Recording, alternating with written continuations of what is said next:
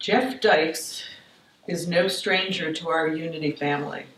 He's been a devoted congregant for 10 years, has served 7 years on the Unity of Montclair Board of Trustees before being elected to this current term at our October annual meeting.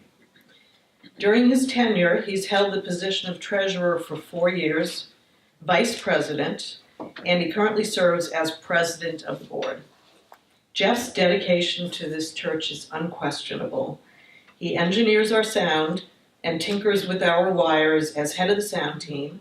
He's led the generosity team with me and has advised the board on the finance committee for the last 6 years. Here's what you may not know.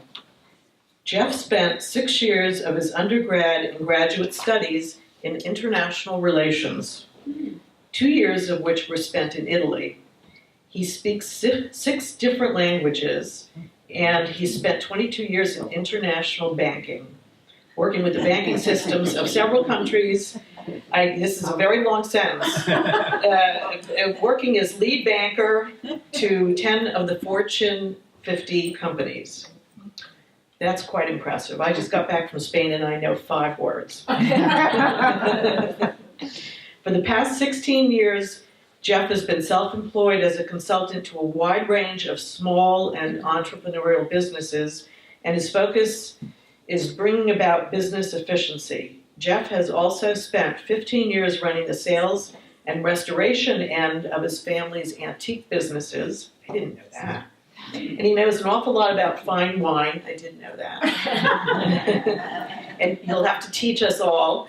And he has been a truth and metaphysics student for the last decade. Please join me in welcoming Jeff Dykes. Thank you, Carol. Well, I'd like to beat that guy myself. Holy Use this. You can't find him, he's very busy. I've heard that. All right. So the title of today's talk is some tools for life. And what I wanted to do was just share in hopefully a fun and impactful way some of the tools that I've picked up along the way, mostly here, but also with related courses of study. And I recommend that you all become students again. If you stop for a while because you got tired of going to school, life sort of requires us all to go back to school. And if we forget that, it can school us, can't it? Okay, so first thing, there was a tip I picked up from Landmark, thank you. And right at the beginning of the Landmark Forum, they talked about a really interesting pie chart of life. And there's a slice of the pie that's the stuff that we know, right? And then there's some adjacent stuff that we know that we don't really know. But we know that it's out there, and we know kind of what the shape of that is like. And that's usually about this much of a total pie. The huge part of the pie is the stuff that we don't even know that we don't know. So when we fail to recognize that biggest piece, that's when we engage in stupid human tricks. Who was it? Letterman that did the stupid pet tricks? Yeah. We have our own stupid human tricks, don't we? And we see it daily. Sometimes we do them. Being human and all, we have a tendency to do that. But the key is, if we want to avoid that, if I come up against something where I find something that just like, really? Somebody driving in front of me, that was spectacular. How did you come up with that? Maybe I just don't understand what really happened. Maybe there was something, maybe they were driving somebody to a hospital. Maybe they were trying to get, to a child who had been hurt. I don't know what's actually going on. And if I'm able to recognize that huge part of the pie that I don't know, and start to pierce the veil a little bit, then I can step into the next step of spiritual consciousness a little bit. I can use the first tool. And the first tool is humility. It's like, wow, maybe I don't really know what I thought I knew coming in here. Charles Fillmore would have called it stepping into our observer self. So if we can say, instead of going all Cujo on the situation, just snarling at this person that caused us some issue, or being very reactive emotionally, if I can just say, huh, that's interesting. I wonder what that really means. That's stepping to the first tool. Okay. Now, should we kick it up a notch? I've got a couple of people I need to help me. Where's Elise? Is Elise back there somewhere? What I'd like is, we're just going to play along, and maybe this will hammer it down. I'm going to have Elise say something to Carmen back there, okay? But I can't hear it, and most of y'all can't hear it. And then, Paula, if you could just stand next to Carmen. I want your best poker face through this whole thing. You're just going to listen to what actually happens, not a word, okay? Carmen's going to say to me kind of what Elise told her, and then we'll take it from there. So go ahead, Elise, say what you can. So after I can hear you. Elise really needed your okay on that 3 thing, but you failed to respond. Huh. Well, you can sit back down right now. Oh, did you hear that? I heard that. Oh, so I blew off Elise now. I thought she was my friend. What the heck is that all about? But I didn't respond. I blew her off. So she needed me to help out with that tree thing, and I didn't. Oh, yeah, okay. So we've been on this job for what? 16 minutes now on the board, and all of a sudden I'm blowing it. Oh, boy, you know, that really burns. Doesn't that burn you when that happens to you? Burns me. It gets really under my skin. I don't know how I want to react to this. This is just ridiculous, you know. I could jump up, I could run, I could throw myself through that wall right there, bang, through the wall, out into the street. Get hit by a garbage truck, splat, grease spot on the face. Yeah, it may be small, but I'm mean. I can get through that wall. Come on. And it had to be a stinky garbage truck, didn't it, Christine? It couldn't have been like a nice, clean dump truck or something. That seemed like a little bit of an overreaction. Anybody ever overreacted to anything? Anybody never overreacted to anything? Oh, good. No aliens. No aliens in the room. We're all human, apparently. We're all human here today. Yeah, it's like, that's a really human kind of reaction. Now, maybe not going through the wall in the garbage truck. That was just kind of me having fun with you, but that's interesting. So every human being in this room has had some degree of that experience at one time or another, haven't we? And so let's maybe break it down a little bit. Let's go to the next slide. See, sometimes we get ready for one thing in life, right? And we get something completely different. We set up in our own minds with something, and what the actuality, the reality of life around us does is something very different. It's like I'm ready for the baseball and that basketball comes at my head.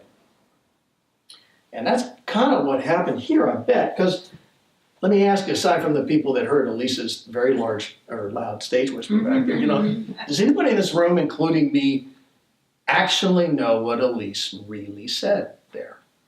No.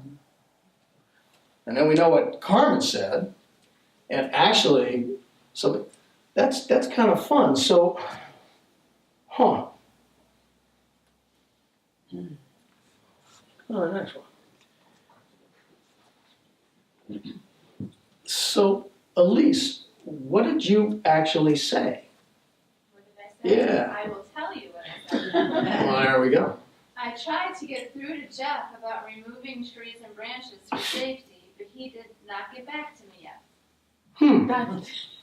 And then Carmen said, what did Carmen say? Elise really needed your okay on that 3 thing, but you failed to respond. So that got a little deeper, didn't it?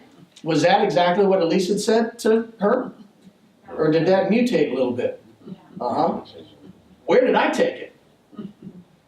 Way off track through that wall and into the middle of the street, right?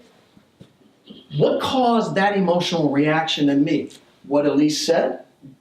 No. Because I didn't even know what Elise said, did I? I took off based on a third party. So I'm reacting to hearsay, we call that in court, right? I'm reacting to a third party. I didn't even listen to what the actual original words were. And then my own reaction was coming from where? From the words? No. They're coming from up here. They're coming from my mind. I created that story out of almost thin air. I mean, to get through that wall, I had to really run with it, didn't I? But we do this. We do this to one degree or another. It's a natural human thing. And so when we break it down, what's our takeaway from this? What do we do with this? So the first tool would be don't react to third-party stuff. If you have something to say to me, I'm not going to listen to what Matt says you said. I'm going to find out what you said you said. You said. There it is. I can get there. So getting away from hearsay, getting away from third-party stuff is going to save me as listener and me as reactor and human being a whole lot of anguish, isn't it? And the second thing is really applying a whole toolkit. Now, if I hear something weird, investigate it, check into it. Don't ignore it. If you hear something that's wacky going on, yeah, look into it. But don't react to it emotionally, right? Because then the tools of how to cope with the natural human reaction to these things, one of the best teachers I've ever studied is Byron Katie. So Byron Katie has something called the work. And what the work does is very effectively, very efficiently, allows us to ask one really critical question.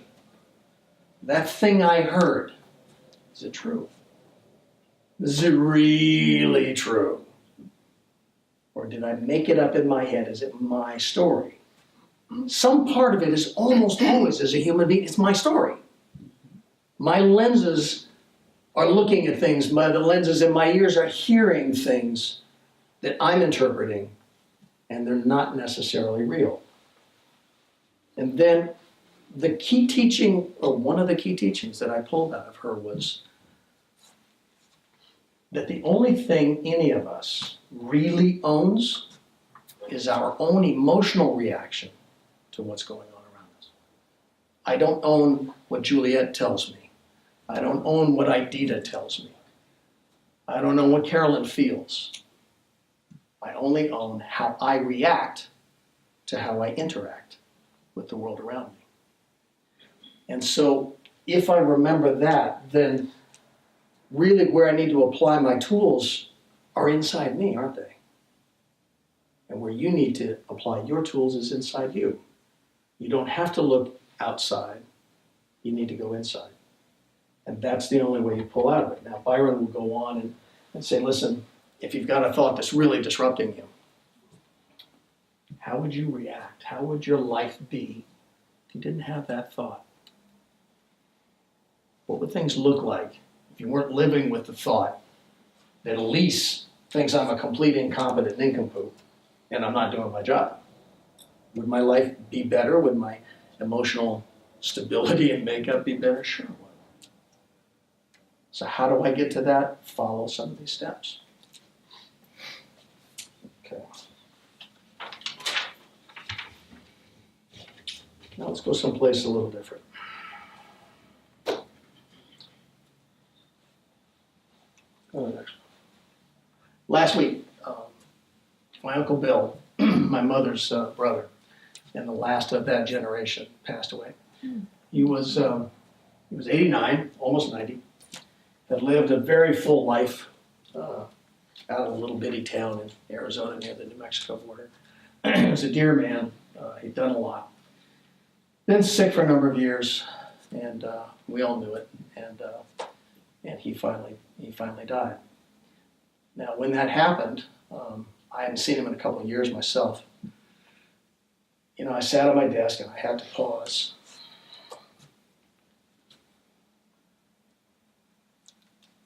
I couldn't really.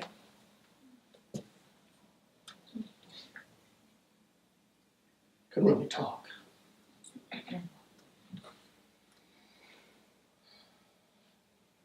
So it doesn't matter, does it, when we deal with grief, how old a person was, or how good a life they'd lived, or how we really felt about them. What hits us is the loss, the cutting of that cord. And that's fine. Got another story.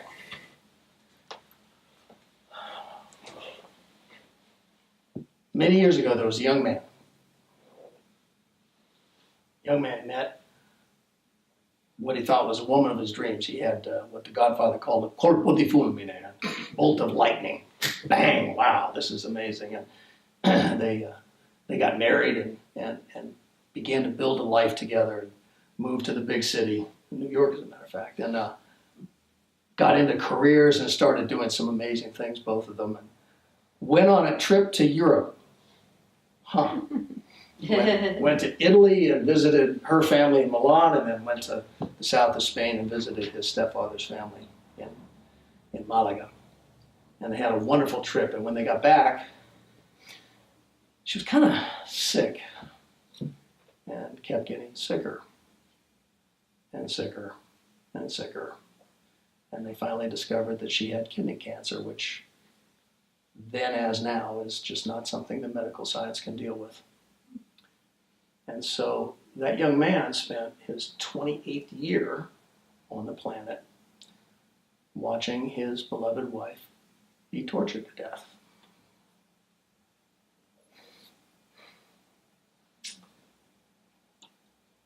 How many people in this room in their 20s? One I know of. Anybody in their 20s still? I mean, for real, not. There we go. I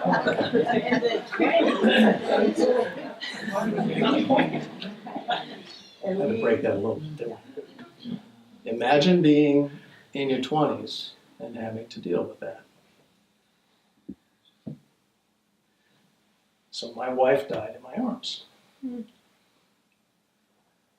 1 week before our 5th anniversary and 1 month before my 29th birthday.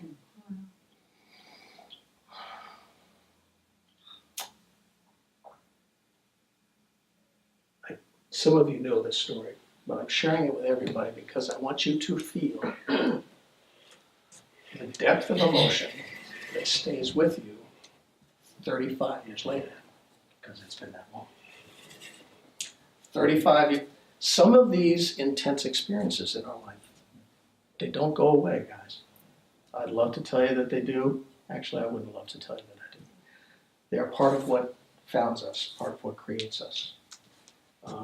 And anybody that's ever lost a husband or a wife or a partner or a very dear parent, you know that the depth of that reaction, the tears that come, however many years later, a year later, 10 years, 35 years later, that choking of the voice and those tears, those are not bad things. If you become dysfunctional, talk to one of our PhD psychology professionals in this room, please. We have a few, by the way. But those tears are the expression, the recognition of the depth of that relationship, of the reality of that relationship. So they are an expression of who we are and who we had and how we lived. That's something that is valuable to hang on to. So then where do we go with this? I mean, as long as it's not debilitating the grief process, and we've all seen some of these grief process books and talks and the rest, that's real, and it's necessary, and it's positive.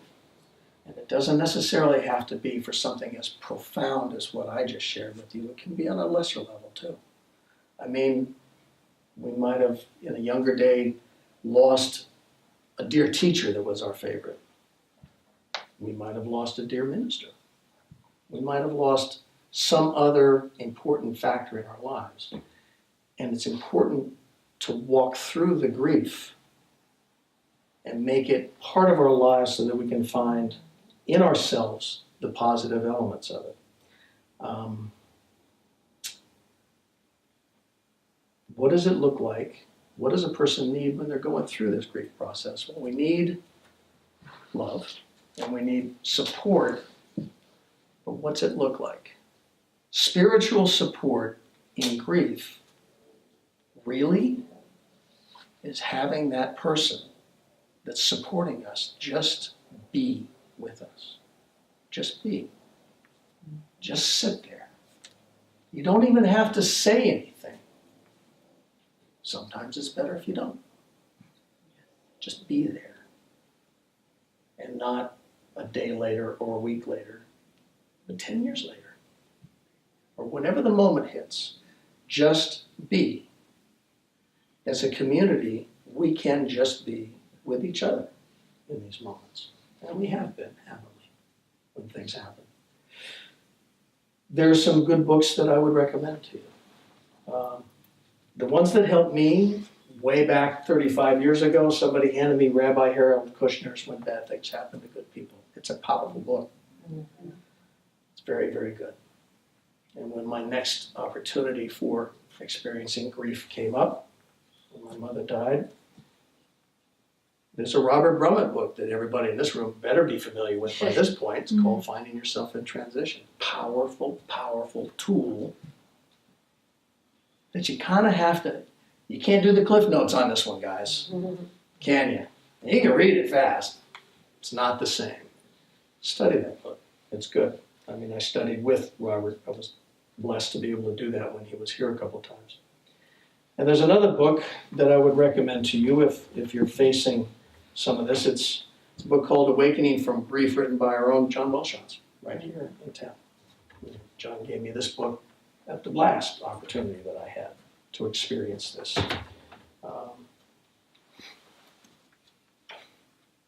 There's a teaching that was given to us by actually a Lebanese American poet back in 1923. A guy named Khalil Gibran. He wrote a collection of essays and poems called The Prophet. In The Prophet, he describes a process where if you take a chunk of wood, right, and you take a sharp tool, and you start to dig into the wood, you wound it, you pop internal pieces out of the wood. Until you start to do that, that piece of wood cannot hold any water inside. The water flows right off. But if you keep going and you keep going, it will hold more and more water. The more you wound that piece of a tree, the more it turns into something that can hold water. There was a guy 2,000 years ago, probably held a chalice not too much different than this. He was the son of a carpenter after all. The wounding that we experience in our lives, these depths of emotion, these depths of experience, are what create the space in us that can be filled with Spirit. And so I commend to you, just as a way forward, we're called to carry the positive of these people that we experience. We are called to take what they gave to the world and to us and carry that forward and speak it. I mean, Wendy knows that. She gave us a wonderful book about her mother. It's available in the bookstore. Who was in the funeral business. Strange business. He had the bizarre idea, he was a union organizer at one point, he had the very, very strange idea that Mexican grave workers in Southern California were worthy of representation. And so he organized two of the largest graveyard combined corporates in the world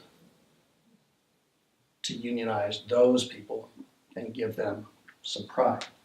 And had Cesar Chavez been alive when my father passed, he would have spoken at his memorial. But Cesar passed before that. And so nobody knows about that, but my family does now, and you do now. So that's a little piece of me carrying forward a person that had a great influence on me.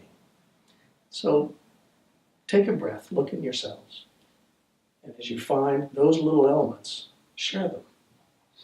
Own them yourself. Live them, rejoice in them, and share them, because that's how we get back. So I'm going to pause now. I may come back and talk to you a little more. There is one more lesson, but we're going to save it for a little later. But for now, to all of you here and to our Facebook Live audience, that was an experiment this morning, by the way. So if you see these wacky cameras up here, that's what's going on there. For those listening on the podcast, thank you for being with me. Namaste. No, I did. Thank you for those beautiful words. I wrote this song for this holiday, and I hope that it can go to your heart.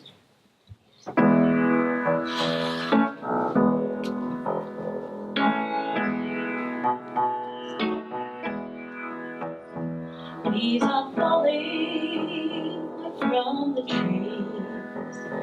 Feel the cool, soft autumn breeze, waiting for some company, breaking bread with family.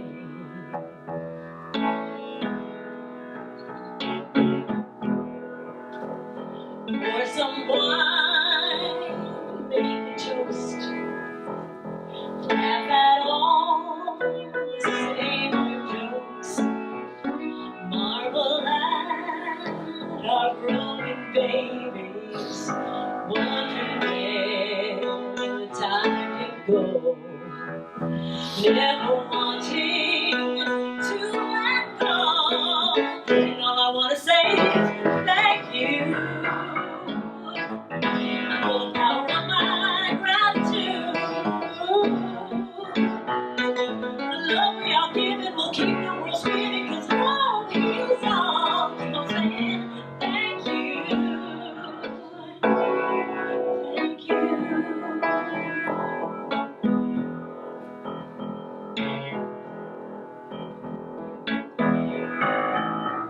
She was here, now she's gone. She gave me life and my voice so strong.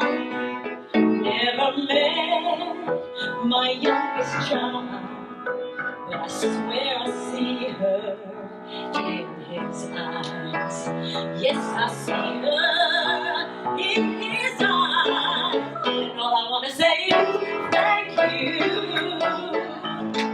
I feel the power of my gratitude. The love we are giving will keep the world spinning, 'cause love is all. Keep on saying thank you. Thank you. Oh, family.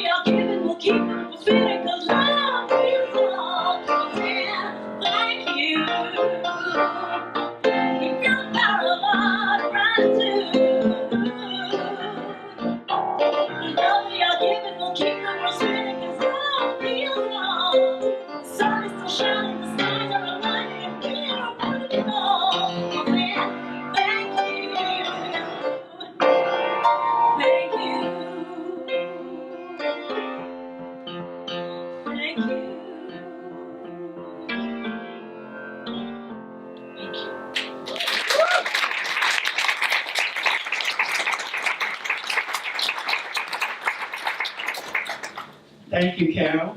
Thank you, Matt. Thank you, Jeff, who we may see again. Well, now let's give a special welcome to our new guests. This is your first time here. We have a welcome packet for you. Would you please raise your hands so our ushers can find you? Let's welcome our newcomers. Thank you for coming. Now on the outside of your packet, you'll find a contact card. We'd love for you to fill it out so we can keep in touch with you. Drop the card in the offering basket, or as you leave, bring it to one of our ushers in the back so you can pick up a gift from the bookstore from us. Now if you're here for the second time, we'd like to welcome you back. Would you please raise your hand so our ushers can come by with a gift for you? Second timers? Okay, we're all family, but the first timers will be second timers next time. All right, keep on coming. Now guests want to know what we're all about here. We're here to offer you a welcoming, inclusive, positive place to explore spirituality. We're here to help you live with more peace and more joy. And you certainly got joy this morning, and some more is coming your way. Keep coming back and watch your life change.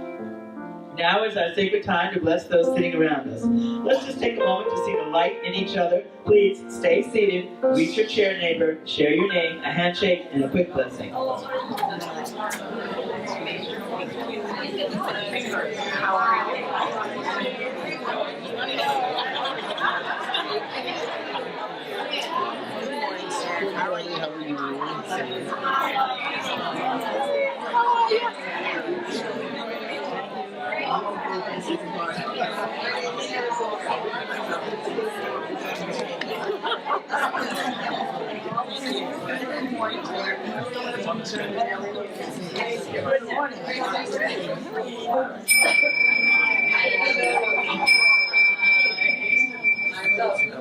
There's more love and fellowship after the service.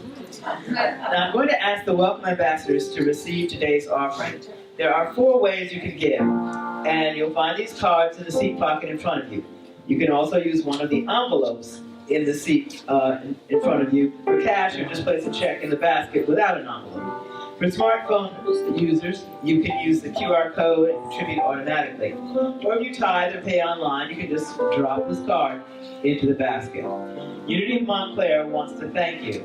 There are a lot of worthy causes you could give to, so we're glad that you're giving to us here at Unity of Montclair. We appreciate that you've chosen to support us.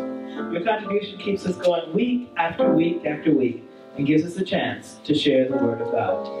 Now let's bless our gifts by affirming together. Well, let's pause. Girls, come on up. Mic light, there we go. Okay, just hang out behind me for a second. Behind you, yeah. So we've got one more tool. And the final tool seemed best to come right about now in the service, and that tool is generosity.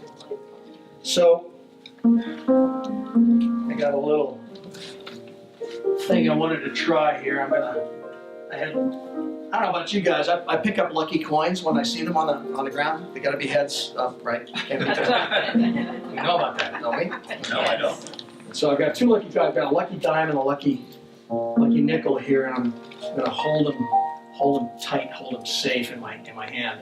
And just hang on, because I'm showing you that if you hang on tightly, you can say, Christina. Dang, and that was the dime too. That was the big one. Sorry, but I got my lucky nickel. All right, and I'm not letting go of my lucky nickel because it's my lucky nickel, by golly. And I'm gonna go through life. I'm gonna hang on to this, and I'm gonna get more luck. Because, ooh, do you want to give me that microphone, Carol? Here, just put it. Carol, come on, put my. Listen, if anybody can handle a mic, it's Carol Vasquez. Okay, come on. Is that not working very well for you? I don't know. I don't know what's going on. I don't know what's going on here. Well, let's figure it out together. Shall we figure it out together? I've got my lucky nickel, which is worth 5 cents, clutched tight in my fist, and because I've got it so tight, that mic's worth a heck of a lot more than a nickel, folks. Trust me. I can't take it, can I? I can't receive that gift that the universe, in the person of the lovely Miss Carol Vasquez over here, is trying to give me. But what if... Miss Universe. Miss Universe. Nice. What if I open my hand?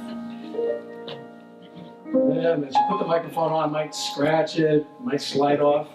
I have an idea. What if I took my lucky nickel and I gave it away?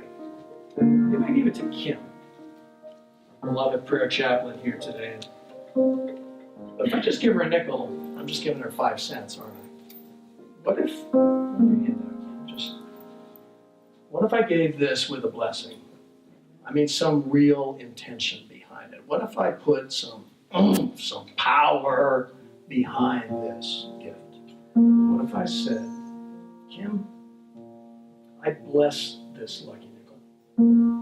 I bless it to the power of God. I bless it in the name of love and light.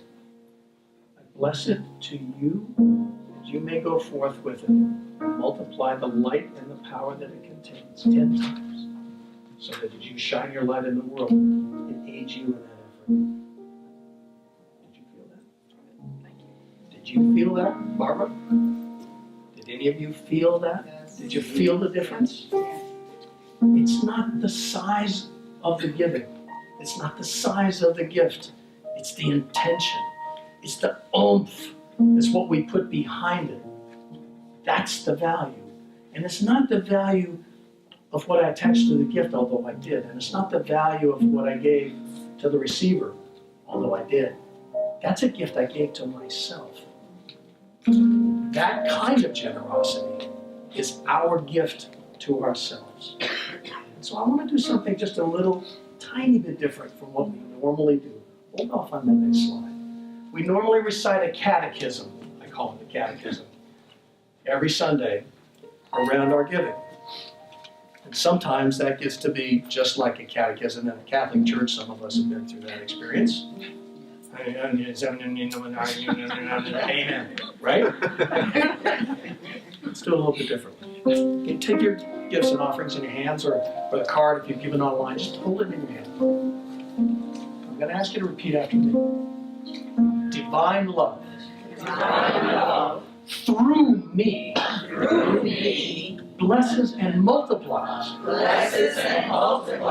all that I have, all that I give, and all that I receive. Thank you, God. Thank you, God. Yippee!